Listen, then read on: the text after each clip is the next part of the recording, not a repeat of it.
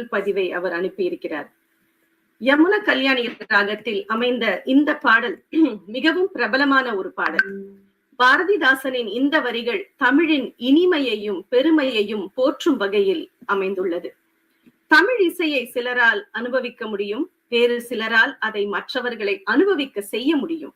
ஆனால் இந்த இரண்டையும் செய்த சாதனையாளர் புரட்சி கவிஞர் பாரதிதாசன் அவர்கள்.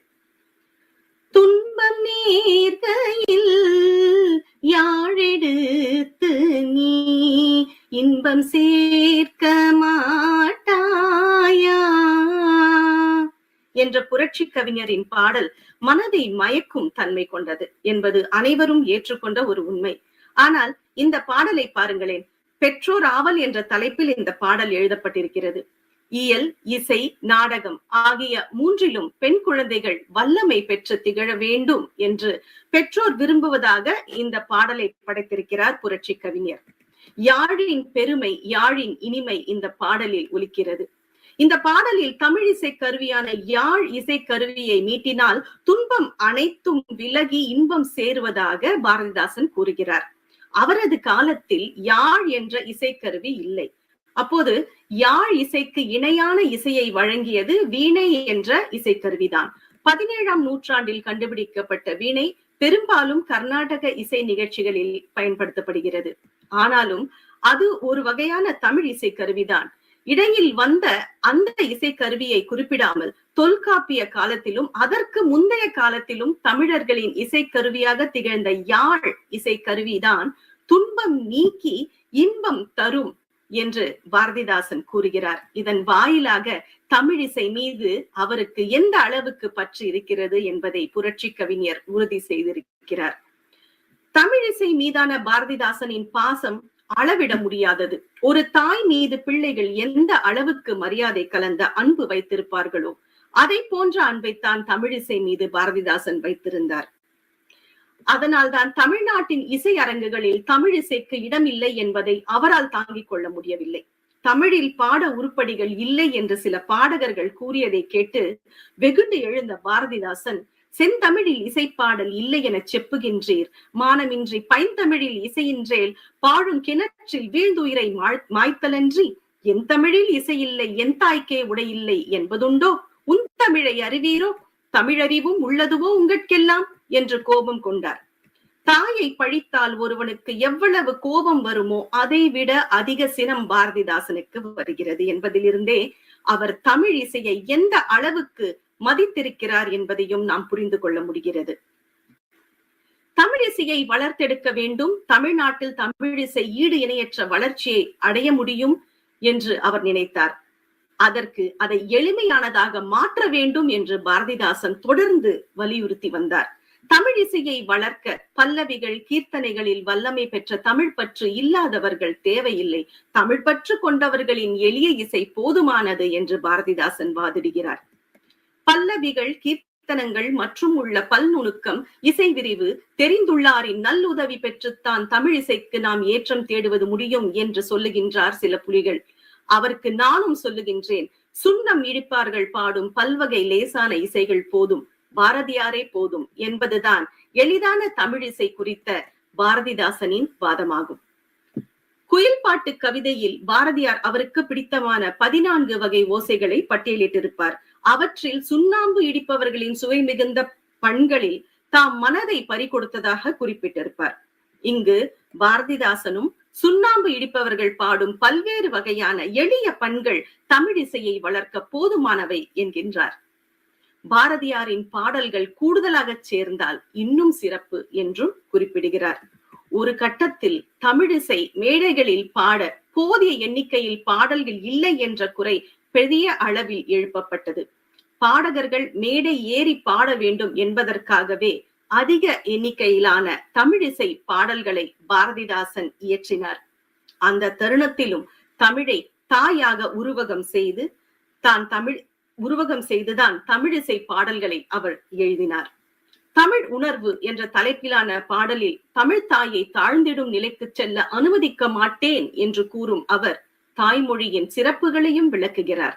அந்த பாடல், வாழ்வினில் செம்மையை செய்பவள் நீயே, மாண்புகள் நீ என் தமிழ் தாயே, வீழ்வாரை வீழாது காப்பவள் நீயே, வீரனின் வீரமும் வெற்றியும் நீயே. தமிழையும் இசையையும் போற்றும் இந்த பாடல் தமிழிசைக்கு பாரதிதாசனின் மிகப்பெரிய பங்களிப்பு ஆகும். செந்தமிழே உயிரே நறுந்தேனே என்ற வரிகளில் தொடங்கி இப்பாடலின் இறுதி வரை சொல்லி அதற்கு பிறகே தம் உரையை தொடங்குவதே ஒவ்வொரு கூட்டத்திலும் வழக்கமாக கொண்டிருந்தார் பெரும் புலவர் கீதா பச்சையப்பன் அவர்கள். அடிப்படையில் புரட்சி கவிஞர் தமிழாசிரியர் ஆவார். இசைத்தமிழின் இலக்கணங்களையும் வரலாற்றையும் நன்கு அறிந்தவர் அவர். அதனாலேயே பாரதியாரை போல தமிழிசை மரபின் அடிப்படையில் அவர் ஏராளமான பாடல்களை இயற்ற முடிந்தது. பல பாடல்களில் பாரதியாரை போன்று அந்தந்த பாடல்களுக்கான பண், ராகம், தாளம் போன்றவற்றையும் பாரதிதாசன் பதிவு செய்திருக்கிறார். தமிழிசைக்கான பாரதிதாசனின் மற்றும் ஒரு குறிப்பிடத்தக்க பங்களிப்பு கன்னிகள் எனப்படும் இருவரிகள் கொண்ட யாப்பு வடிவத்தை அறிமுகம் செய்ததாகும். இந்த வடிவத்தில் பாரதிதாசன் படைத்த பாடல்கள் வேகமாகவும் விறுவிறுப்பாகவும் அமைந்திருப்பதை நாம் பார்க்க முடியும். புதியதோர் உலகம் செய்வோம், கெட்ட போரிடும் உலகத்தை வேரோடு சாய்ப்போம் என்ற பாடலும், எங்கள் வாழ்வும் எங்கள் வளமும் மங்காத தமிழென்று சங்கே முழங்கு என்ற பாடலும் கன்னி வகை யாப்பு வடிவ பாடல்களுக்கு சிறந்த சான்றுகளாகும். புரட்சி கவிஞர் பாரதிதாசன் அவர்கள் மொத்தம் 49 கவிதை நூல்களை இயற்றியுள்ளார். அவற்றில் நூற்றுக்கணக்கான பாடல்கள் உள்ளன. அவை அனைத்துமே தமிழிசை மேடைகளில் பாடுவதற்கு மிகவும் தகுதியானவை. ஒரு கவிஞரால் தமிழிசைக்கு இதைவிட சிறந்த பங்களிப்பை செய்ய முடியாது. பாரதிதாசன் அதை செய்திருக்கிறார். பாரதிதாசனின் தமிழிசை பங்களிப்பு இத்துடன் முடிந்துவிடவில்லை. திரை இசை பாடல்கள் வாயிலாகவும் தமிழிசைக்கு அவர் பெரும் பங்களித்துள்ளார். 1937ஆம் ஆண்டு பாலாமணி அல்லது பக்கா திருடன் என்ற திரைப்படத்தில் பாரதிதாசன் முதலில் பாடல்களை எழுதினார். அதன் பின் அவர் வாழ்ந்த காலம் வரை மொத்தம் 19 திரைப்படங்களில் 25க்கும் கூடுதலான பாடல்களை எழுதியுள்ளார். பேரறிஞர் அண்ணாவின் கதை வசனத்தில் உருவாக்கப்பட்ட ஓர் இரவு படத்திற்கு பாரதிதாசன் நேரடியாக பாடல் எதுவும் எழுதவில்லை. ஆனாலும் அறிஞர் அண்ணாவின் விருப்பத்தை ஏற்று ஏற்கனவே தாம் எழுதியிருந்த துன்பம் நேர்கையில் யாழ் எடுத்து நீ இன்பம் சேர்க்க மாட்டாயா என்ற பாடலை அந்த திரைப்படத்தில் இடம்பெற செய்தார். பாரதிதாசனின் திரைப்பாடல்களில் தமிழிசை கூறுகள் நிறைந்திருந்தன என்பது ஒரு புறம் இருக்க, சமூக புரட்சிக்கான கருத்துக்களும் இடம்பெற்றிருந்தன. சான்றாக 1956ஆம் ஆண்டில் வெளியான குலதெய்வம் திரைப்படத்தில் புரட்சி கவிஞர் எழுதிய கோரிக்கையற்று கிடக்குதுன்னே இங்கு வேரிற் பழுத்த பலா என்ற பாடல் கைம்பெண் மறுமணத்தை வலியுறுத்தி எழுதப்பட்ட பாடலாகும். அந்த பாடலில் துணைவி இறந்த பின் வேறு துணைவியை தேடுமோர் ஆடவன் போல் பெண்ணும் துணைவன் இறந்த பின் வேறு துணை தேட சொல்லிடுவோம் புவி மேல் என்று அந்த பாடலை எழுதியிருக்கிறார். அந்த காலத்தில் இந்த பாடல் ஒரு புரட்சிகரமான பாடலாக கருதப்பட்டது, பெரும் வரவேற்பையும் பெற்றது. பாரதிதாசனின் மறைவுக்கு பிறகு மேலும் அவரது 12 பாடல்கள் 12 திரைப்படங்களில் பயன்படுத்தப்பட்டுள்ளன. அவை அனைத்தும் கவிதை அழகியலும் கருத்து செறிவும் மிக்கவையாகும். இத்தகைய பங்களிப்புகளின் மூலம் பாரதிதாசனையும் தமிழிசையையும் பிரித்து பார்க்க இயலாது என்ற நிலை உருவாக்கப்பட்டிருக்கிறது. எனவே பாரதிதாசனின் பாடல்கள் இருக்கும் வரை தமிழிசை வாழும், தமிழிசை வாழும் வரை பாரதிதாசனின் பாடல்கள் உலகம் முழுவதும் பரவி கொண்டிருக்கும் என்று சொல்லி என் உரையை முடித்துக் கொள்கிறேன். நன்றி, வணக்கம். நன்றி அம்மா, நன்றி. மிகவும் சிறப்பான தலைமையுரை, தொடக்க உரை.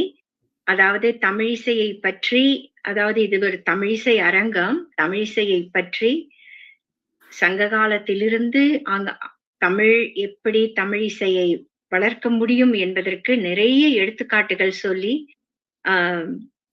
பாராட்டினீர்கள்.